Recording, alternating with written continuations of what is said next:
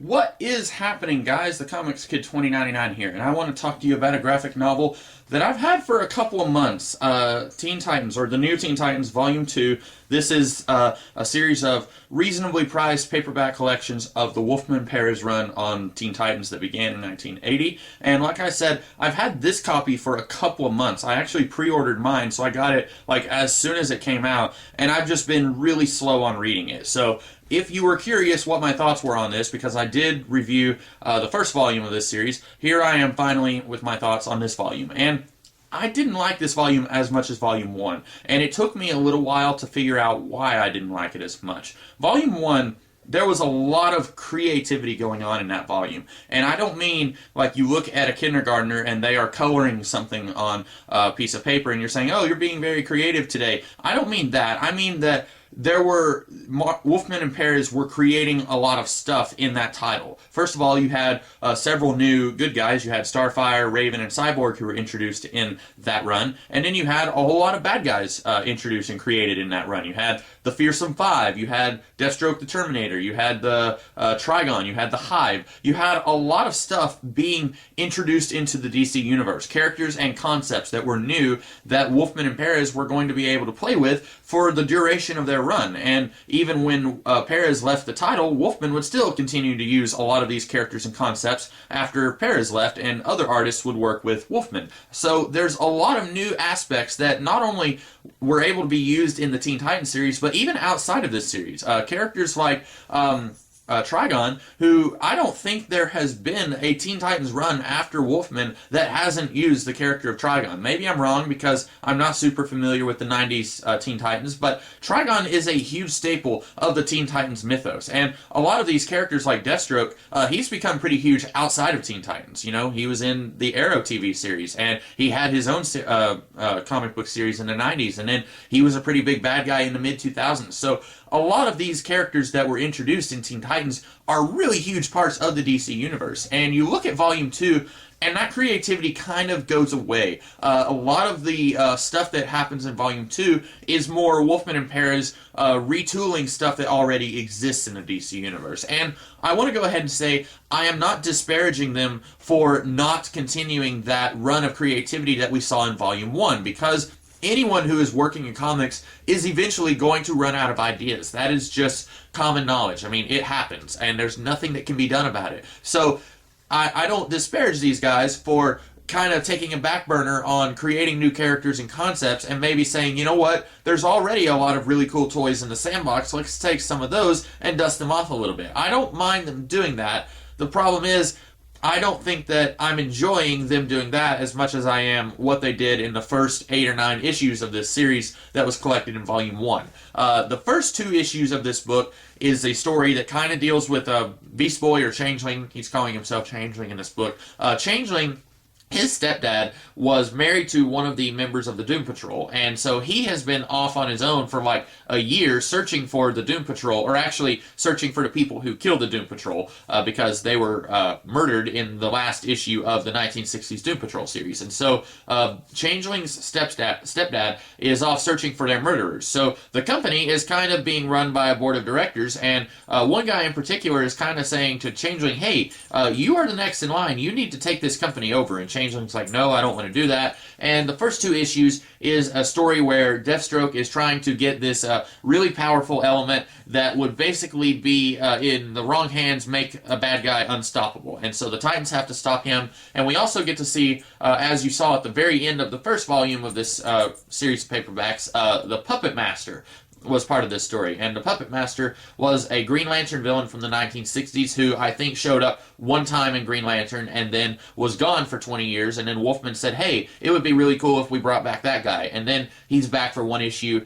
He didn't really do anything for me, but you know what? You can't win them all. And then after that, we get a story where we mainly focus on the female Titans. And Changeling, who was almost killed by Deathstroke the Terminator, he's brought to Paradise Island, where the Amazons live from Wonder Woman mythology, and then they are trying to heal him with this thing called the Purple Ray, which is something from the Golden Age of comics in Wonder Woman. I don't really know anything about it, except that it's apparently this plot device thing that heals people from sickness. And so they're using this on Changeling, and while they are doing this, the Titans of myth, like Hyperion and Kronos, they are the parents of the gods of Greek mythology. They just coincidentally, they all wake up right now at this very moment, and they're like, okay, we are going to murder the Titans, or not the Titans, the Greek gods, and we are going to reclaim Olympus. And apparently this is a really bad thing. This story really had to struggle to make me believe that the Titans were actually bad guys, because everything that I'm seeing here makes the Greek gods actually look like bad guys. The Greek gods,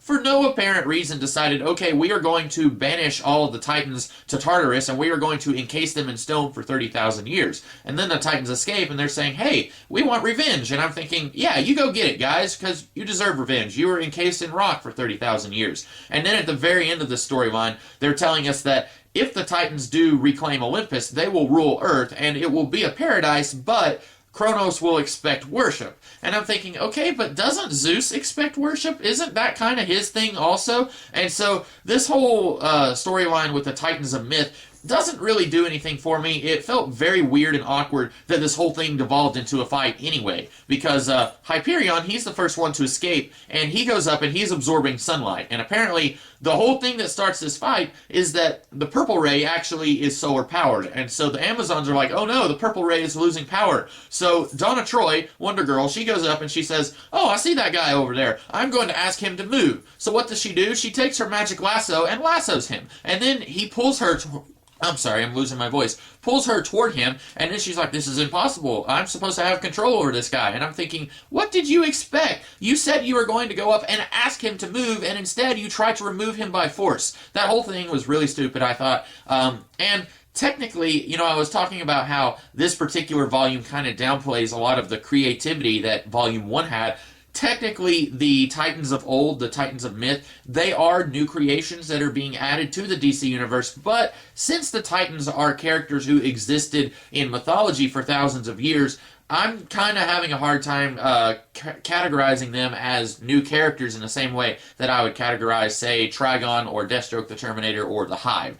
So those guys this is their first appearance in the DC universe as far as I know, but it's really hard for me to consider them to be new characters in the same way that I would those other characters. And then after that, we get a storyline that, in my opinion, is the best one of this book, where finally all the Titans are grouped back together. They are somewhere in Africa because they are looking for Robot Man, one of the surviving members of the original Doom Patrol. Robot Man is looking for Steve Dayton, and Steve Dayton, if you'll recall, is looking for the murderers of the Doom Patrol. And we find out that it was two people who were part of the original Brotherhood of Evil, and they murdered the Doom Patrol. Madame Rouge and General Zal, and they murdered the Doom Patrol, and then they also tried to murder the Brain and Monsieur Mala, who were also members of the Brotherhood of Evil. And so this story has Beast Boy, or Changeling. He teams up with a new Brotherhood of Evil, and this is where the creativity kind of comes back in swing. We get characters like Plasmus,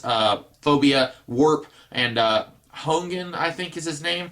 These guys are all new characters, and several of them have stuck around for a long time since their creation. Warp especially, I've seen him all over the place in the DC universe since his appearance here. And Plasmus, he was kind of a big thing for a while. He was used in the Teen Titans cartoon. So this storyline does kind of bring back that creativity that I was missing from Volume 1. But this story, I liked it better than I did the story where they fought the Titans of Myth, and I liked it better than the story where they fought Deathstroke the Terminator for the Prometheum element. And it's basically just a straight-up superhero story. Superheroes working with supervillains to fight other supervillains. There's really not a whole lot else going on there. We do get a development of the character of Changeling. If you were annoyed by his character, if you were really just like, when is this guy going to leave the team? He's really annoying. He does go through some character development here, and I'm not entirely sure if that character development sticks around, if he's going to go right back to being the annoying teen sidekick to this team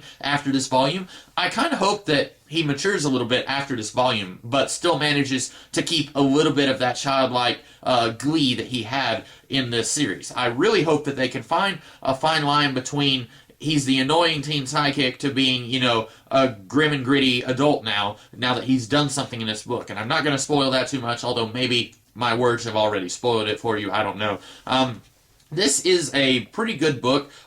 It's better than a lot of the modern Teen Titans stuff that I have read, but it's not as good as Volume 1. But I still hope that this series can find its way back to being as good as Volume 1, because I've heard so many people over the last 15 years of my life say that this series is incredibly good, and really I had only read just a handful of stories from it. I had read the first 8 issues that were collected in Volume 1. I had read that back when I was like a freshman in high school, and then I had read The Judas Contract and The Terror of Trigon, and that was about it, other than scattered issues, back issues here and there. So really, a lot of this, I'm reading it for the first time, and I'm really hoping that this series can reclaim that title of being one of the best series from DC in the 1980s. I really hope that it does. I am optimistic, and Volume 3 is going to be coming out, I think, in June or August, somewhere in that time frame, June to August. I did see a solicitation that Volume 3 is going to be coming out, and it will be collecting some of the Tales of the Teen Titans miniseries. So I'm looking forward to that. I hope that you guys liked this video. I hope that I was able to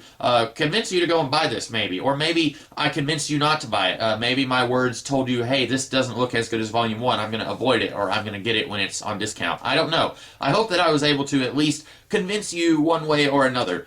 So if I was, I hope that you guys liked this video. If you did, be sure to like, share, comment, and subscribe. And I will be back later in the week with some other kinds of videos. So I will see you guys then. Have a great rest of the day. Catch you later.